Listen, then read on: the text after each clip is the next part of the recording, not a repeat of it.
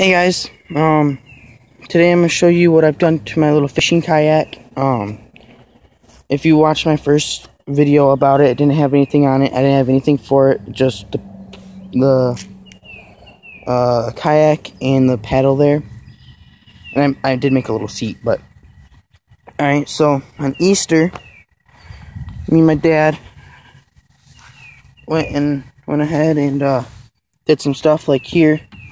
We had my anchor trolley and a cleat. Looks pretty good.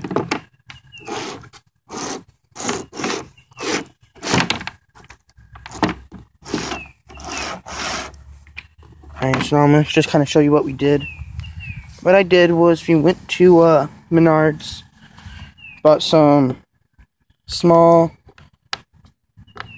I think this is the second size up from the smallest, pulleys, some paracord, and then I bought two of those, as you can see, one there, one at the front, and I already had the cleat home, so I didn't have to worry about that.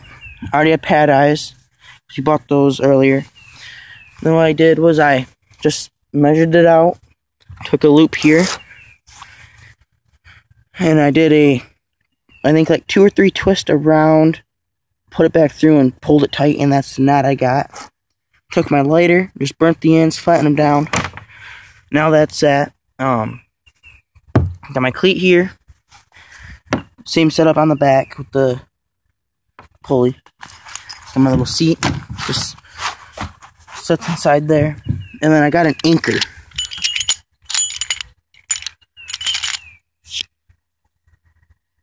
Just a small, like 3.5 pound collapsible anchor. Collapsed. And what I did was I tied a knot up here, ran the rope down through here, and zip tied it on. And I'll show you why I did that. Give me a minute, and I'll get back to you guys. All right. So now this is to act as if you're fishing. Rope's going up, and you're pulling on it, and you're trying to get your anchor out. All right. See. I mean, I'm reefing on this thing, and it ain't budging. Well, this zip tie here is if I pull on it hard enough, in theory, and I learned all this from a guy on YouTube. I'll put his name in the description, so don't give me credit for this. I don't know where he learned it, or if it was his idea, or anything, but with this being tied here, if this were to break, I'd then be pulling from the front. And it should come out. So, it's all in theory. Not too sure if it works. There's my dog. But yeah. So I have that. And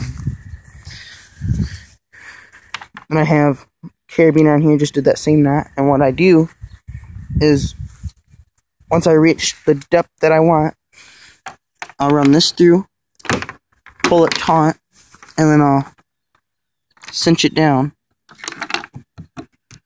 like that. I mean, that's good enough. It ain't gonna go nowhere. But just in case, I like to take my carabiner and hook it onto there.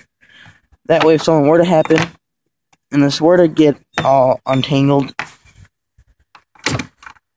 it's hooked on still. And like, I can move the kayak with that. Not worry about that at all. And then I noticed if it gets flipped or anything like that, there's going to be an issue with water. And I mean, yeah, you're thinking it has to sit on top, it has scupper holes. It ain't going to fill up with water. But no, the boat won't.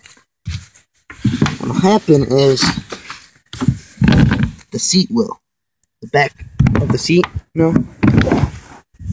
that'll fill up with some water. So what I did was I just took like a 1/4 drill bit, drilled small holes into the chair backrest.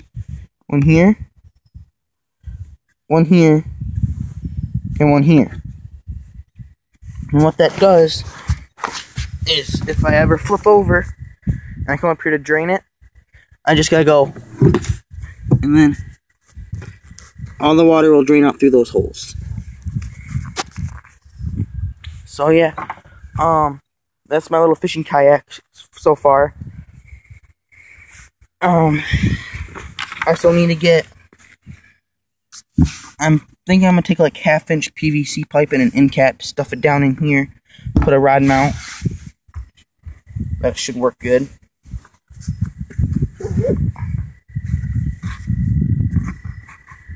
And I plan on getting a GoPro around Christmas time of this year. I mean, yeah, it's a ways away, but so yeah, and I'll probably figure out a way to mount that like here, because I'm left-handed, so I cast here. So by mounting the GoPro here, going up and facing this way, it'd be like probably about the view that you have right now, but back farther. So yeah, thank you. Thanks for watching. Remember to comment, rate, and subscribe.